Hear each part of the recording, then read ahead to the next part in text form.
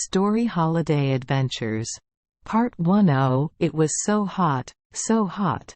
The earth was well nigh parched up, and moreover the use of water was restricted in the town where the children lived.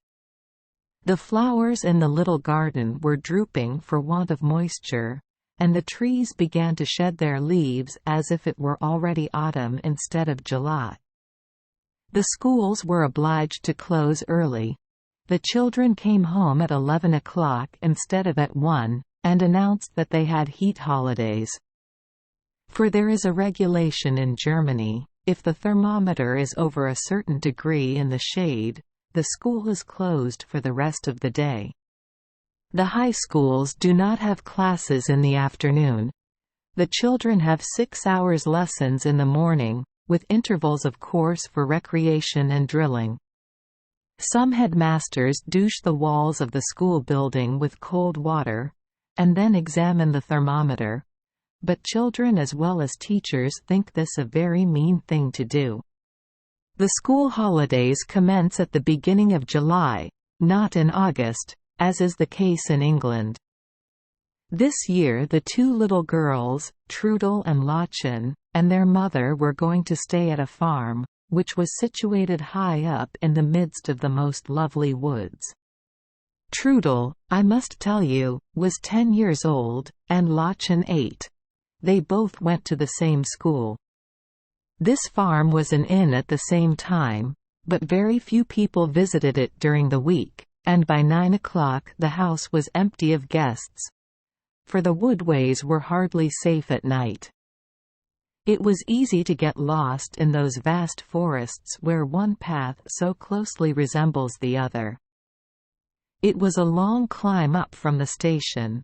The children began to flag, and Mother was tired.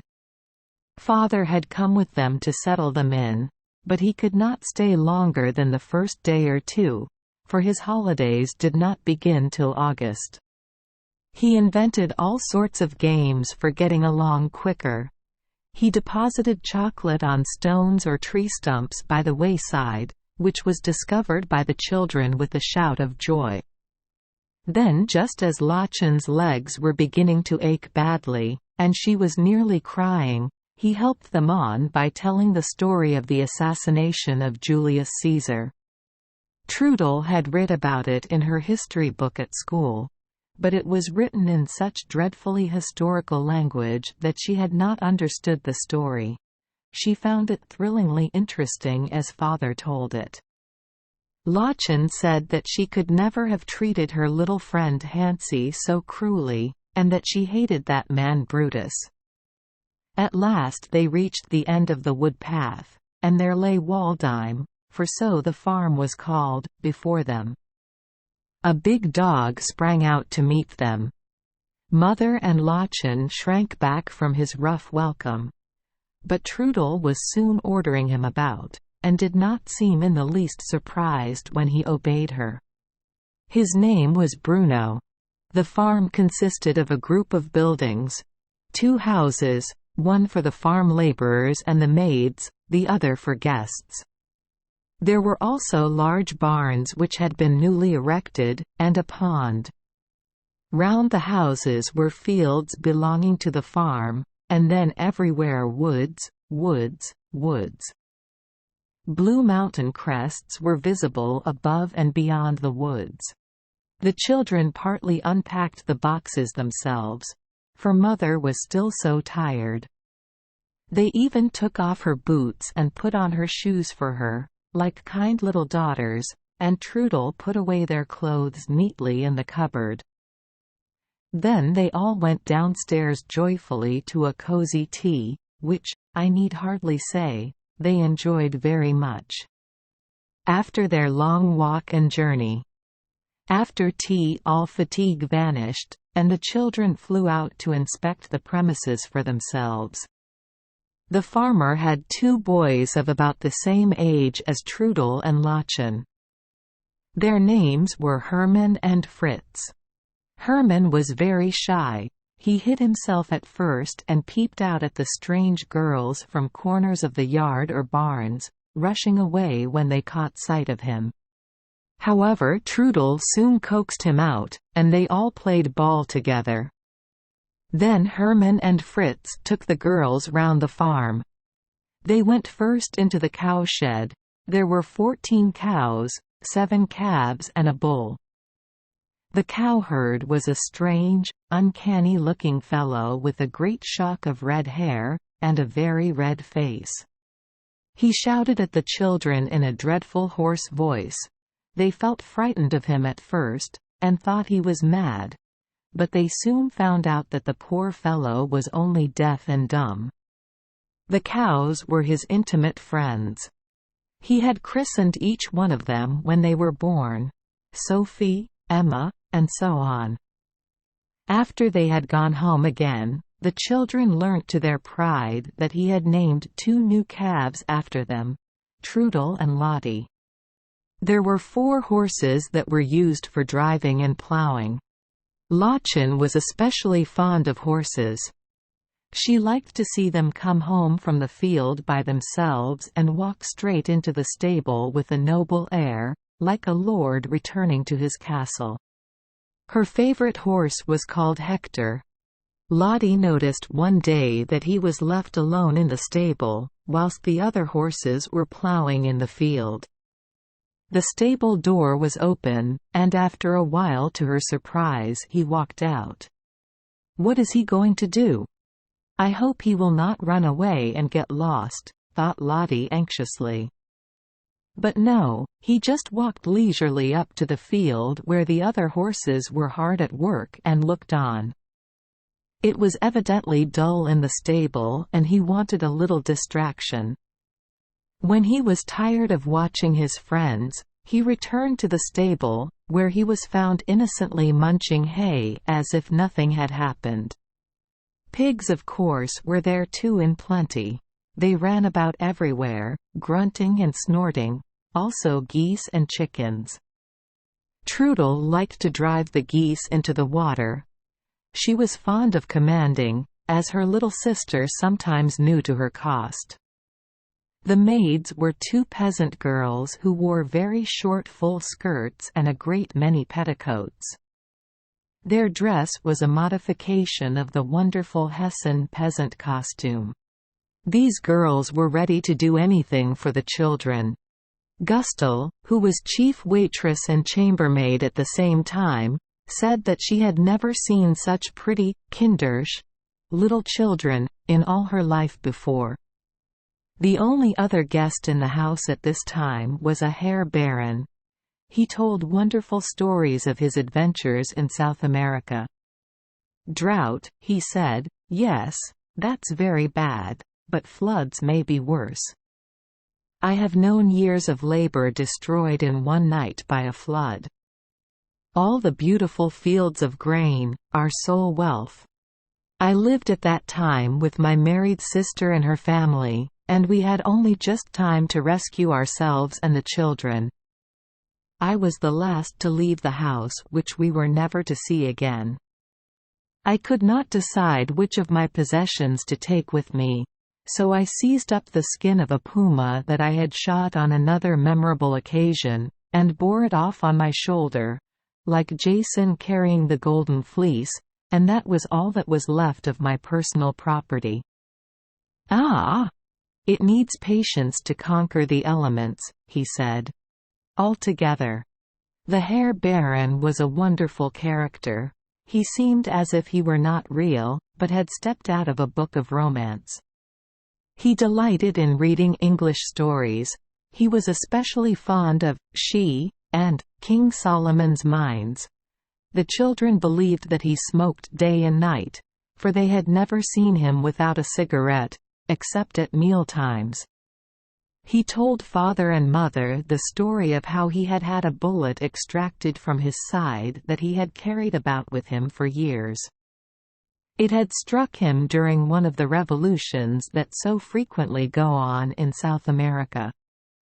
The bullet had recently set up inflammation, and a dangerous operation was necessary to remove it. "Chloroform. Not if I know it," he said to the doctors. "Just you let me smoke my cigar, and I shall be all right." I won't say, oh." The doctors were naturally very astonished and demurred at this new method of treatment, but he persisted in his determination, and the cigar never left his mouth till the painful business was successfully over. The Herr Baron was a mysterious person. Why he lived for months together in that lonely spot, no one knew. True, he was fond of hunting, and went out at nights with the landlord to hunt the stag. There were hunting boxes made of logs of wood, with steps that led up into them, placed in different positions in the woods near the inn. The children loved to climb up into them. A hunting box made such a nice airy room, they said, but Mother was glad when they were down again without broken limbs. Mother was surprised when she entered the inn parlour to find the Herr Baron engaged in a game of quartet with Trudel and Lottchen and Fritz. Indeed, he was so sociable and kind and fond of children that she thought it was a pity that he had none of his own. On the pond near the house were two most remarkable-looking boats. These Hermann and Fritz had made themselves with the aid, I believe, of the Herr Baron. They had a long stick and punted about in them on the water, and they managed them quite cleverly. To Trudel and Lottchen they seemed to suggest Robinson Crusoe and all sorts of fine adventures. One day when Mother was reading a book which absorbed her attention, and so was safe not to interfere with them, they thought, the children stole down to the pond. Hermann and Fritz were waiting for them. It was a preconceived plan. "Come along and get in," they shouted to the girls. "I daren't," said Lottchen. "Mother would be so cross. She has forbidden us to go near the water." "You are surely not going to spoil the fun," said Trudel. "Come along. I'm going to get in first. I can swim, you know." "But not in mud and water weeds," said Lottchen wisely. The boys began to laugh at them. "Why, you're funky, I do believe. The pond isn't really deep anywhere," they said. So with beating hearts the children got into the boats, Trudel with Fritz, and Hermann, who was the eldest of the party, with Lottchen. It was splendid, quite a real adventure. "Sit still in the middle of the boat," said Fritz. "I think we had better keep near the bank." "It's going down on my side. Oh dear, what shall I do?" said Trudel. "I don't like it. I want to get out. You're a bit too heavy and upset the balance," said Fritz. "Very well, then, get out." Trudel tried to do so, but the boat was very wobbly. It was not so easy. Her foot slipped, and in she stepped with one foot into the deep mud.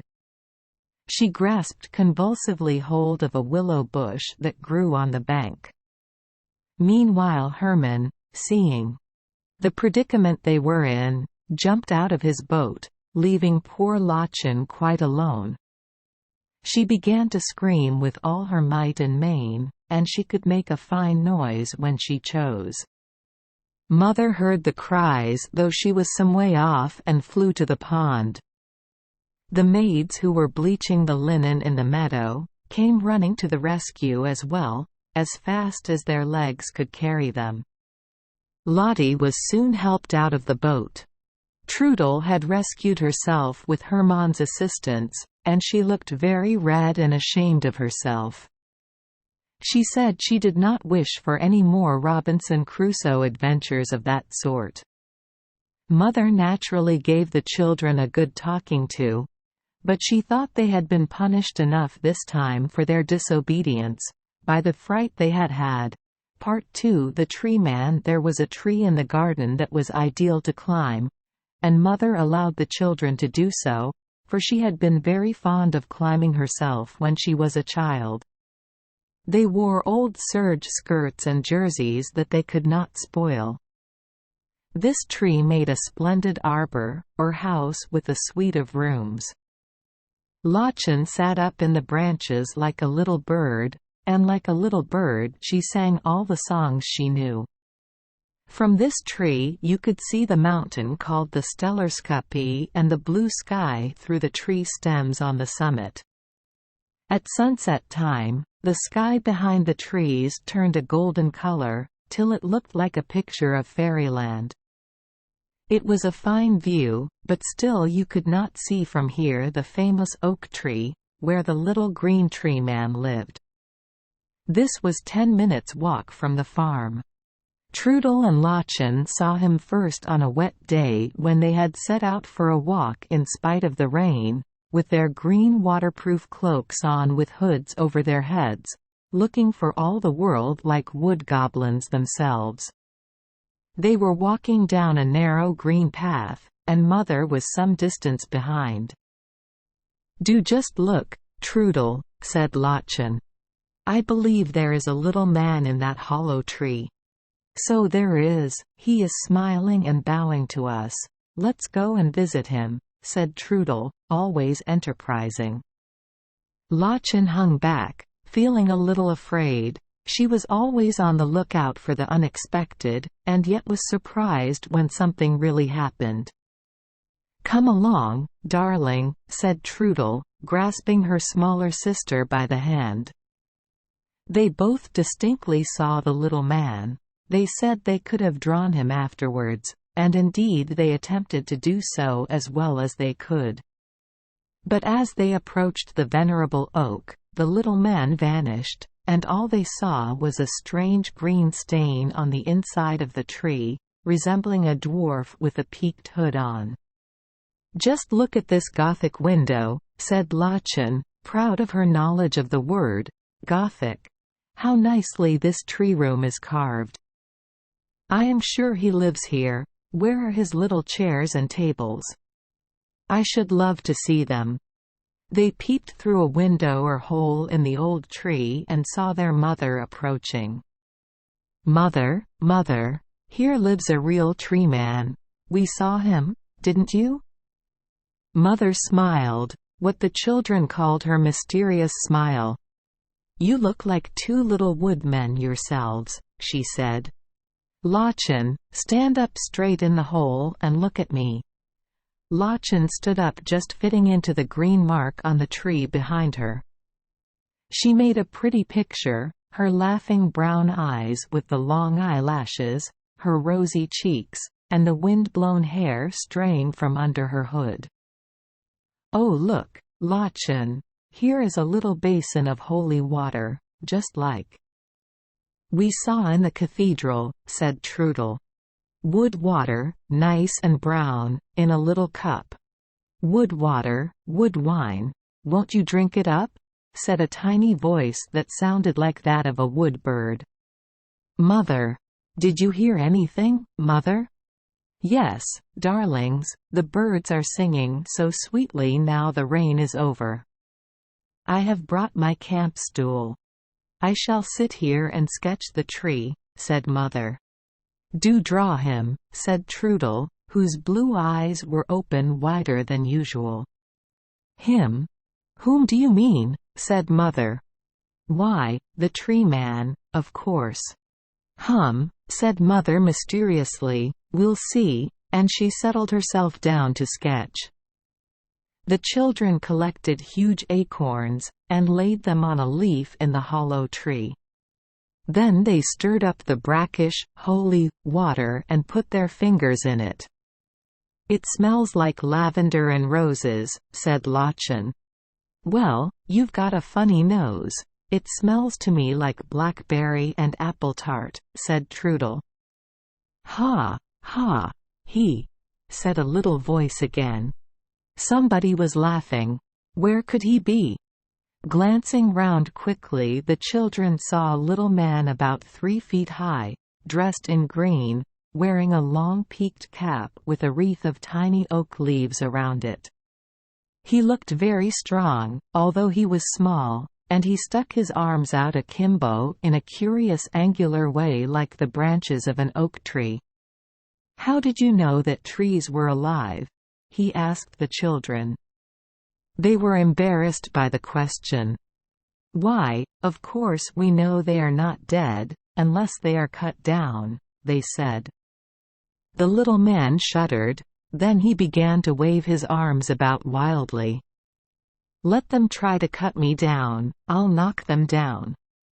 I'll fall on them and crush their bones. I'll smash them like this stone." Here he gave a stone that stood nearby, such a tremendous whack that sparks flew out of it. "Don't smash us, please, Mr. Treeman," said Lachlan, trembling. "No fear, little Miss Lachlan, no fear. You're a nice little thing. You are. One can see that to look at you. You would never cut me down, would you?" "Why, of course not," said Lottie. "I should not dream of such a thing either," said Trudel. "But may we ask who you are?" Trudel continued, "You are surely not a tree?" "Well, it's like this," said the little man. "I'm a tree, and the tree's me." "I," said Trudel, correcting him, "would be more correct." "Rubbish," said the little man, "pedantic rot. The tree's me, I repeat. Every tree has its gnome or elf. They used to call us dryads in old times, but nowadays people are getting so cocksure of knowing everything, that they can't see what is going on right under their noses. Trees are never still," he continued, "they are always moving. Where there is movement, there is life. Where there is life, there is thought. Where there is thought, there is individuality. Do you follow me? That is logically expressed. You forget we are only children, Mr. Treeman. You are talking too grown-uppy for us. Father talks like that sometimes, but then we don't listen," they replied. "Well," continued the gnome, "in every tree there either lives a jolly fellow like me or a lovely lady fairy." "Yes," he said in a sentimental tone, "I, too, old and tough though I am, I, too, have known love." "Who is she?" asked Trudel eagerly. "Alas! I can never reach her. My old bones are too stiff and unbendable. She is a graceful larch tree in all the glory of her youth. You may see her yonder." He sat down and sighed deeply. The children looked in the direction that the gnome had indicated, and there they saw a larch tree on which the sunlight had just fallen. It was exquisitely dressed in a robe of delicate green and, was it only fancy? For one moment the children thought that they saw a lovely lady with flowing tresses that gleamed golden in the sunlight, and large starry eyes. As they gazed, she melted into the blue mist which shimmers always between the forest trees. "Now we must go home, children," Mother called out, "before it begins to rain again." The children glanced round. Their little friend had vanished, and no trace was to be seen of the lady of the larch tree. So they turned reluctantly from the treehouse, fully determined to come again very soon to this enchanted spot. "Mother, may we see your sketch?" "Not now," said Mother. "It's going to be a surprise." "Did Mother see him too?" "Do you think so?" said Lachlan. "Mother's a fairy herself, I think," said Trudel. "She sees all sorts of queer things, but she won't tell us everything she sees." "It spoils some things to tell about them," said Lachlan. "I shan't tell Herman and Fritz about the Treeman." However, when she got home again, she could not contain herself. "Do you believe in fairies and treemen?" she said to the boys. "Of course not, that's all rot," said Herman. "Like Santa Claus and such things, just invented to stuff us up. Santa Claus will never come to you any more if you talk like that. He is quite true, I know. Trudel saw him come in last year when she was in bed, and she heard him filling our stockings." Of course she did not dare to turn round and look at him, said Lottchen. I don't say it isn't nice to believe such things, said Herman conscientiously, but it isn't true. It's superstitious. You know quite well, Trudel, who Santa Claus really is. Trudel was silent. She was 10 years old, and she had her doubts. But I've seen a tree man today, said Lottie. The boys laughed. Don't try to stuff us up with such nonsense. We're not so green as your tree man, they said. Gustel, the maid, came in, and joined in the conversation. She supported the boys' view. I don't care, said Lottchen, now in a high state of excitement. My mother knows a man, a very clever Irishman, a poet and a painter as well, and he has often seen the fairies. Yes, said Trudel, it's true he draws them just as he sees them with rainbow-colored wings. Well, I never. You don't expect me to believe such things, do you? Said Gustel. Why, that's all lies, and it is very wicked to tell a lie. Lottie flew into a perfect tantrum. How dare you say we tell lies? I will tell my mother of you, she screamed, and threw herself on the floor crying violently. Mother rushed in, not knowing what had happened. Lottie, get up at once. Tell me what's the matter, darling. Boo! Boo! Boo! Gustel won't believe, boo, boo, boo, that you know a man who has seen the fairies. Mother could not help laughing. Don't be so absurd, Lottie. Of course Gustel does not understand what you mean. Gustel, she said, you are a Catholic and believe in the saints.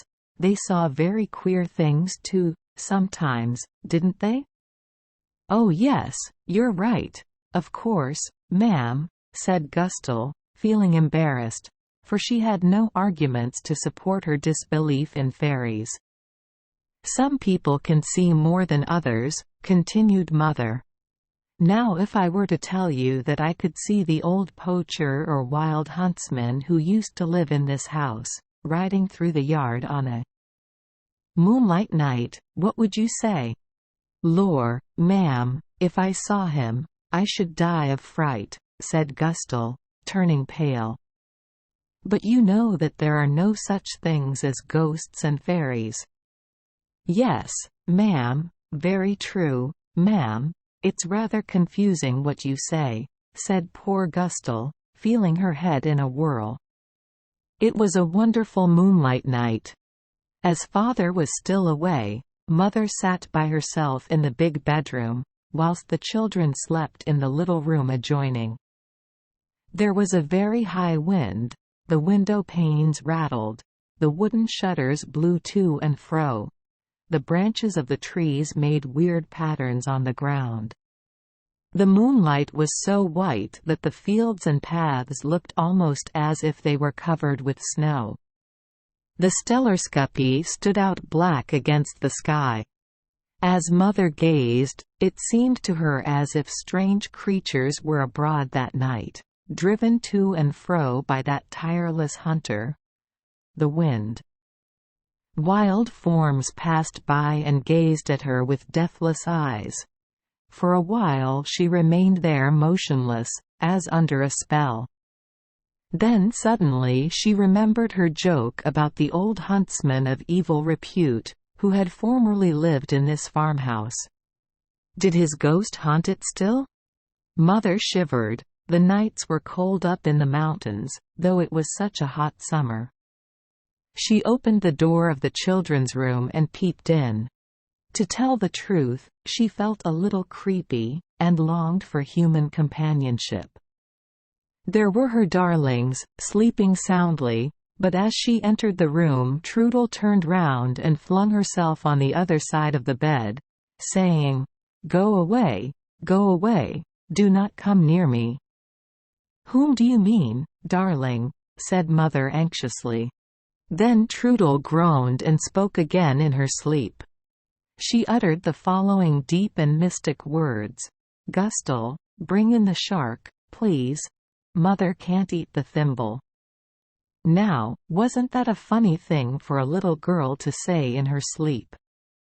Mother was so amused that she wrote the words down on the spot, so as not to forget them, and she troubled her head no more with thoughts of the wild huntsman. Indeed, the spectres of the night vanished as they always do vanish at a joke. Some days passed, before the children visited the oak tree again. When they did so, they found that an enormous branch had been broken off, and lay across the green pathway. "Oh dear me," said Lottchen, "our poor little man. I hope it hasn't hurt him." "It must have happened on that windy night," said Trudel. "It was my own fault, it was entirely my own fault," said a queer little voice, and there was the oak tree man sitting in his house smoking a reed pipe. His arm was bound up with green fern leaves. "Yes, it was my own fault. The wind excited me, and stirred my sap. That's my blood, you know." I stretched out my arms towards her. One embrace, one blessed moment in which to call her mine, and here you see me a cripple forever. "Oh, poor thing, we are so sorry for you," said the children. "Never mind, it heals easily," said the oak man. "But, alas, my beauty and my symmetry are gone forever. Your leaves are so nice and fresh. And your house is so pretty. Why, you have got furniture in it," said the children in astonishment. "Such a pretty oak table and beautifully carved chairs. Where did you get them from?" asked Lottchen.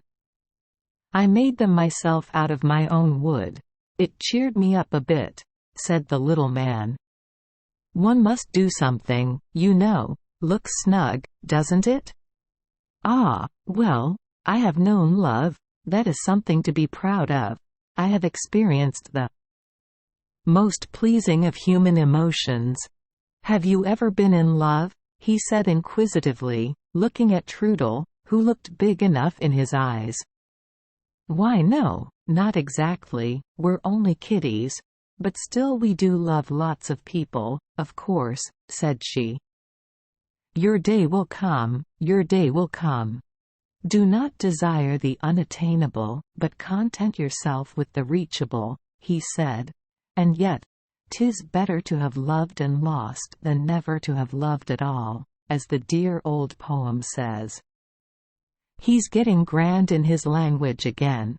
He is a funny little man," said Trudel in a whisper to Lottchen. "Stay," said the tree man, "I have a good idea. I will give you a card of introduction to her, my beloved Lady Larch Tree." He gave them an oak leaf with the words, Edel Eik, printed on it, which is in English Noble Oak. "You need not say anything. She will know it comes from me," he said, sighing sentimentally.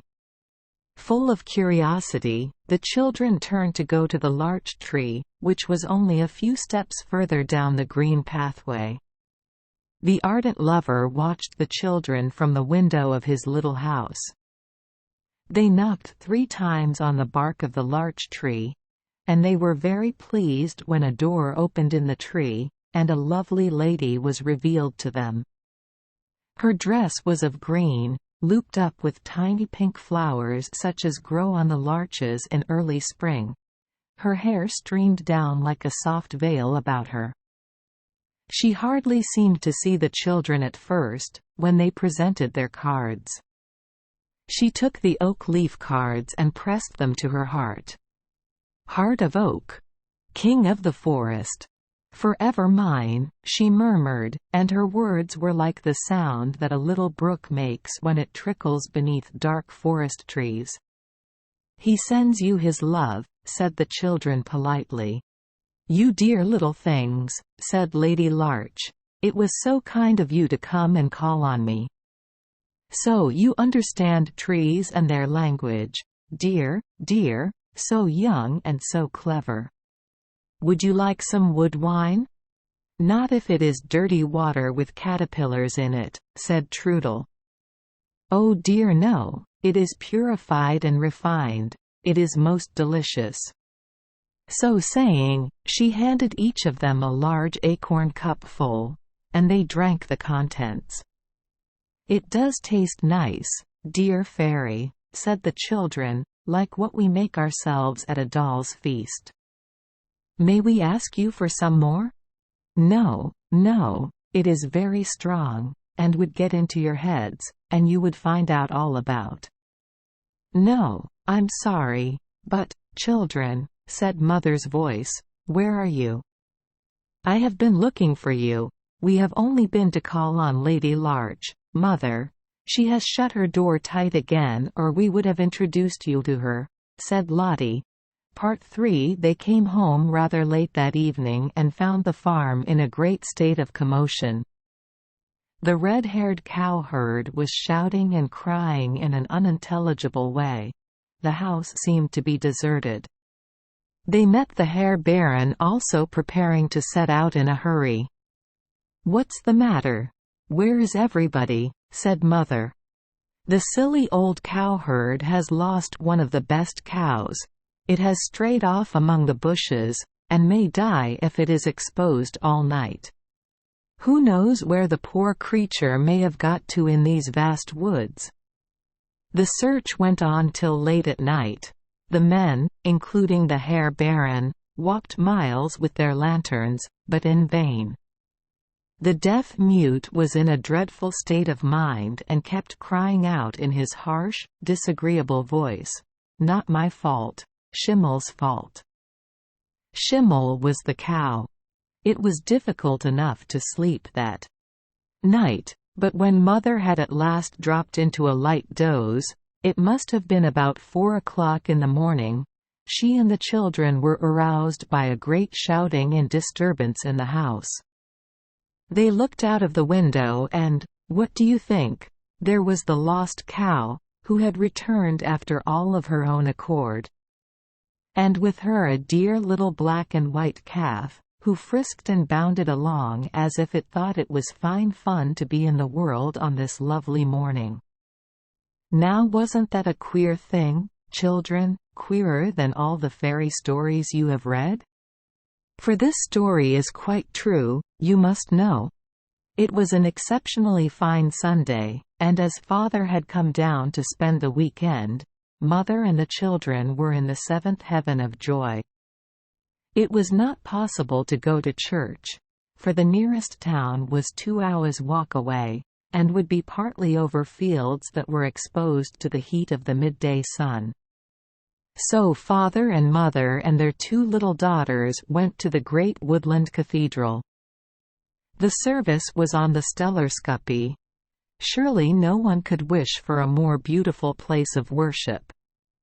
Mountain after mountain ranged in the distance, some with rounded or knolled heads, others rising to a peak.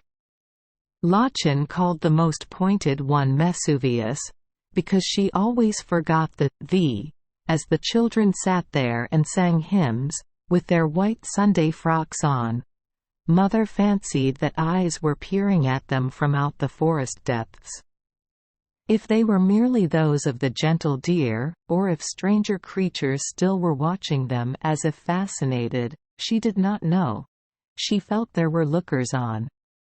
There is the old story of the god Pan who played so divinely that all living things came to listen to him. Perhaps there may be a stirring at times in the souls of the mysterious dwellers in the forest that makes them yearn for immortality and gives them a fuller sense of existence. So that all the woodland sang too at that Sunday service. On Sunday afternoon, Father and Mother wanted to go for a longer walk than usual, but the lazy children petitioned to be left behind. "You will promise not to go near the pond," said Mother. "Remember it is Sunday, and you have your best frocks on. You must not romp or climb trees." "Oh no, Mother, of course not," said Trudel. "We'll stay in the garden and promise to be very good." When father and mother returned from their walk, the first thing they saw was Lottchen staggering along with a stand of empty beer bottles. "Whatever are you doing, Lottchen?" "Oh, mother, there are such heaps of people here this afternoon, and there are not enough waitresses to serve them. So Trudel and I are helping. Trudel has got such a lot of tips already. She has bought chocolate with the money. Do tell her to divide it fairly with me." Mother looked round. The whole place was covered with tables and benches. A number of gaily dressed people from the neighboring town were drinking coffee and eating cake or waffle, a kind of pancake for which the inn was celebrated. "Mother, don't speak to me, I'm too busy," said Trudel. "I've been waiting on those gentlemen. The maids were shy of them, so I said I would go and ask what they wanted." She pointed out some young men in officers' uniform, who had come from a military school. "I've got 6d in tips, and I spent it on chocolate." "Well, I never," said Mother, astonished at her daughter's prowess. "You have turned into a waitress, and on Sunday afternoon too." "Whatever would your aunt say?" "I think I had better tell you what the young men said to me," said Trudel seriously. "They said I was a sweet little thing, and that if I were older, they would fall in love with me." I laughed, of course. I could see they were only silly old stupid heads. I told them they had not much taste, for their military school was the ugliest building in all the town. They quite agreed with me about this, however, and then they asked me who my father was, and when I said he was a professor, they laughed till I thought they would burst. But now you must excuse me, really, Mother darling. I have promised to go into the kitchen and wash up cups and saucers. The landlady could not praise Trudel enough. Such a useful little girl, she does everything in a most orderly way and wipes down the table when she has finished. If ever you want her to learn housekeeping, pray send her to me, I should be delighted to teach her," she said. "Yes," thought Mother, "and make a nice little slavey of her into the bargain." No, no, our Trudel is not going to turn into a housemaid. If Trudel had been some years older, Father and Mother might have objected to these experiences. But, as it was, they only laughed. Part 4. As the world is full of fact and fancy, so is this story. Whether it is based mostly on fact or on fancy we will leave to the German philosophers to decide, but I have heard that they are doubtful on this point, with regard to the world, I mean. It was a magical evening. Trudel was so engrossed in a game of cards with the boys that she could not be induced to come out. Moreover, she had a slight cold and the evenings were chilly. A glorious sunset glow illumined the sky as Mother and Lottchen set out for their never-to-be-forgotten walk. "We will go up and see the fire on the heath. I love the smell of dry pine wood burning," said Mother. "I love to see the fire dancing and crackling," said Lottchen. "How still everything is. It is the calm of twilight." "The wind usually drops in the evening," said Mother. "Look, look, over there by those dark woods there is something moving," said Lottie. "I think it is a white cat." "A white cat? How queer that she should have strayed so far. She does not belong to the farm, I know. Hush. Perhaps she is not a cat at all, then she will vanish." And lo and behold, when they looked again, there was no cat there, though they had distinctly seen it a minute before on the field at the wood's edge. "She is really a witch, I believe," said Mother, with the curious expression on her face that Lottie knew so well. Going further up the hill, they saw a wonderful sight. 20 or more peasant girls were busy working, hacking the ground, their faces illuminated by the wonderful sunset glow. They wore short full peasant skirts edged with bright-colored ribbons, and each had a gaily colored scarf pinned round the neck and bodice. We learned afterwards that they were preparing the ground to plant young fir trees on a clearing. Germans are so careful of their woods, they replant what has been cut down, so that they have a great wealth in wood that we cannot boast of in England. I believe that they would like to cut off all the dead branches in order to make the woods quite tidy. But this would be rather too big a job even for the German nation to accomplish. A man dressed in green with a feather in his cap, and a gun over his shoulder stood by watching the girls at their work. He was a forester and seemed to act as overseer. He gave the signal to stop work as the strangers, Mother and Lottie, approached. The women hid their tools under the dry heather until the next day, and then strapped on the big baskets they carried on their backs, without which they hardly felt properly dressed. They then marched along together, singing a melodious song in unison. As they came to the crossroads, they parted company. Some went this way, some that. All kept up the tune, which echoed farther and farther, fainter and fainter in the distance. Before long Lottchen and her mother were alone. But they felt that the ground they stood on was enchanted. Mother said it was like a scene from the opera. They watched the fire. How the flames leapt and crackled, yet they were dying down. The fire made a bright contrast to the dark fir woods which formed the background to the picture. The glory died from the sky, but yet it was strangely light. Darker and darker grew the woods near the fire. Suddenly Lottie espied bright sparks among the trees. "I do believe they have set the wood on fire," said Mother. "Oh no, Mother, don't you see? Let us crouch down and hide. It is the fairies, they are coming to the fire." The air was suddenly full of bright beings. "There is a wood fire on the hill, high on the heath it glimmers still. Who are these beings in the air with gauzy robes and flowing hair? Is it the wreathing smoke I see that forms itself so curiously? Nay, they alight, they form a ring around the flickering fire spring, and from those embers burning low they light their wands. They gleam, they glow, like firework stars of rainbow hue, green, yellow, orange, lilac, blue. Ah, what a scene, how wild, how strange! The stars each moment break and change in thousand colors. Look on high. Each slender wand points to the sky, then waves and trembles. Lo, afar on lonely woods falls many a star. And all this Trudel had missed. It seemed too great a pity, with that silly old card playing.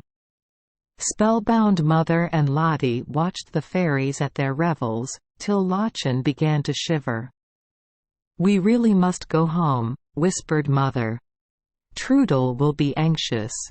"Oh, but Mother, I want to dance round the fire with the fairies, and I want a fairy wand with shooting stars," said Lottie almost aloud.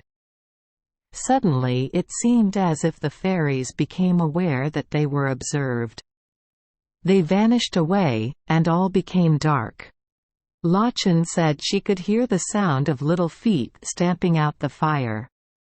"Fairies, dear fairies, come again, do," said Lottie.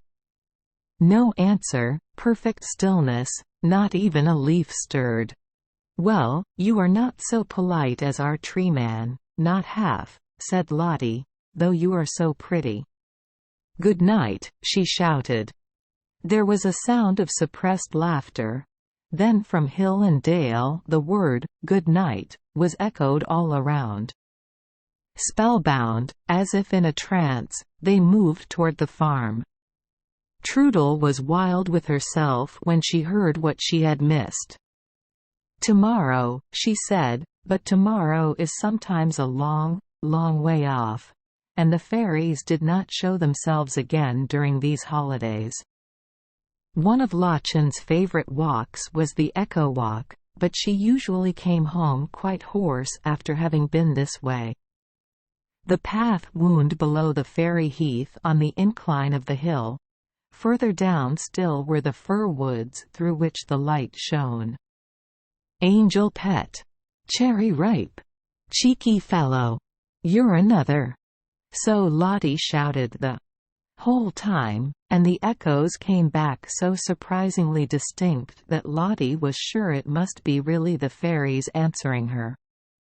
When you turned the corner of the hill, the echoes ceased. It was too queer. The next day Trudel distinguished herself again. 2 great cartloads of Swedes arrived that were to be stored up as fodder for the cattle in the winter. Now the joy was to throw these through a hole in the wall into the cellar.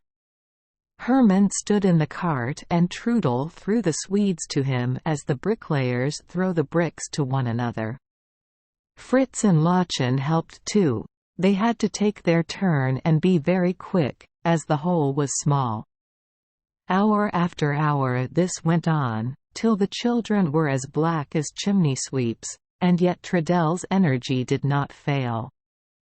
At last the carts were empty, and only then did the little workers leave off, dead tired. Hermann could make curious heads out of the Swedes, with eyes and nose and mouth. If you put an old candle end inside, they looked ghastly, like some Chinese god.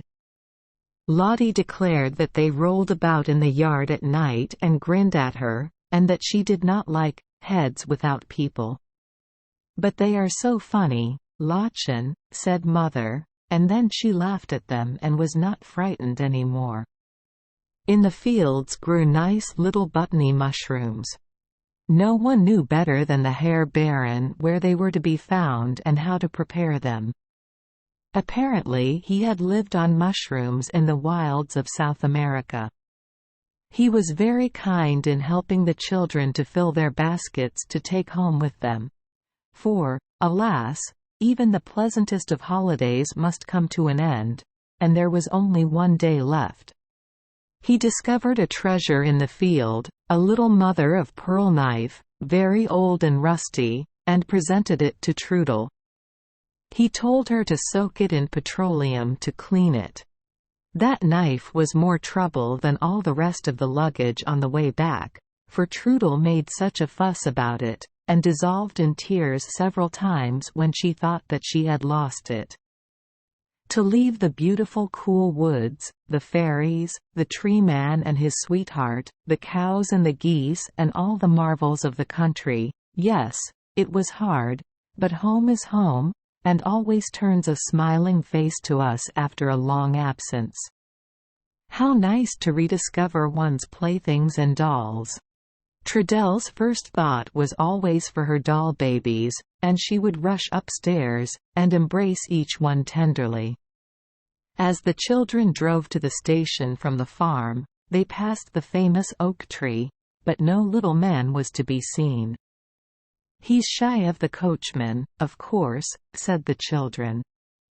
Looking back, they caught a glimpse of him in the distance, and shouted and waved their handkerchiefs. Hermann and Fritz were very sorry to say "goodbye" to their little friends. But school began the next day, and they would not have so much time for play then. The landlady told the children a great secret before they left. "The Herr Baron is going to be married next week," she said. "Well, I am glad," said Mother. "I hope she is very nice," and the children echoed the wish warmly. "She has lots of money, and is a countess, I believe," continued the landlady. "Well, I do hope she does not object to smoking," said Trudel, and they all laughed. "Mother, you have never shown us your sketch," said Trudel during the unpacking. Mother laughed.